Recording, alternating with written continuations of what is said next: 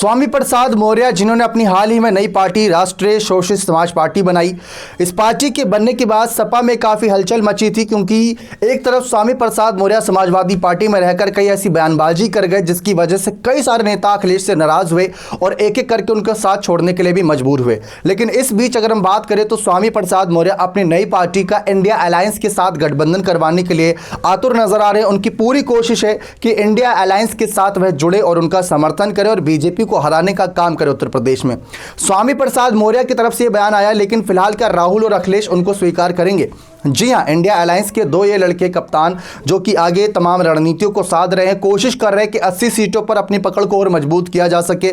और स्वामी प्रसाद मौर्य की बात करें, कई ऐसी सीटें हैं जहां पर अपने समाज के वोट बैंक के सहारे ये पूरा खेल पलट सकते हैं। जैसे कि इन्होंने अपनी बेटी के लिए बदायूं सीट पर खेल पलट दिया था जब ये भारतीय जनता पार्टी में थे और उस सीट को जीता था। जिस सीट पर अखिलेश के चचेरे भाई लगातार जीतते आ रहे थे, उस सीट को स्वामी प्रसाद मौर्य की बेटी संघमित्रा मौर्य ने जीता था अपने पिता के प्रचार प्रसार के दम से और नाम के दम से।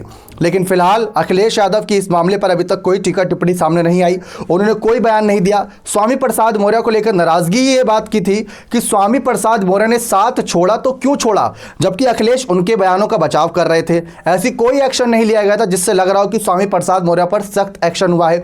दूसरा, उनको एमएलसी तक बना दिया जबकि विधानसभा चुनाव में हार गए थे। तीसरा, उनको राष्ट्रीय महासचिव का पद दिया गया था पार्टी में, जिसका कई नेताओं ने विरोध किया था। अब अखिलेश ने तो हमेशा ही स्वामी प्रसाद मौर्य का समय समय पर समर्थन किया है।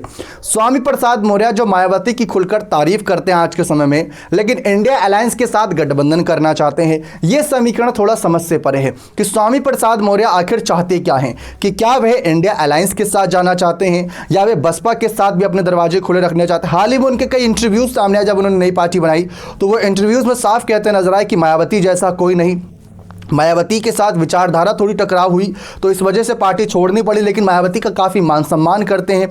लेकिन अखिलेश को लेकर उन्होंने कहा था कि जिस तरीके से अखिलेश ने अपने फैसले लिए वह फैसले जनता के हित के नहीं थे, उन फैसलों की वजह से जनता उनको नहीं स्वीकार करेगी। लेकिन हाँ, हम इंडिया अलायंस को समर्थन देना चाहते हैं। तो अखिलेश और स्वामी प्रसाद मौर्य क्या एक बार फिर से एक मंच पर आएंगे, ये सवाल बनना है। क्योंकि अगर इंडिया अलायंस के साथ स्वामी प्रसाद मौर्य आते हैं तो कोई ना कोई रैली ऐसी होगी जहां पर ये दोनों एक बार फिर से आमने सामने ना हो, एक साथ नजर आए। तो फिलहाल ये समीकरण नजर नहीं आ रहा है। बाकी आपको क्या लगता है कि क्या अखिलेश को स्वामी प्रसाद मौर्य का साथ लेना चाहिए या अब उनका पूरी तरीके से बॉयकॉट कर देना चाहिए? अपनी राय कमेंट सेक्शन में जरूर रखिएगा। बहुत बहुत धन्यवाद।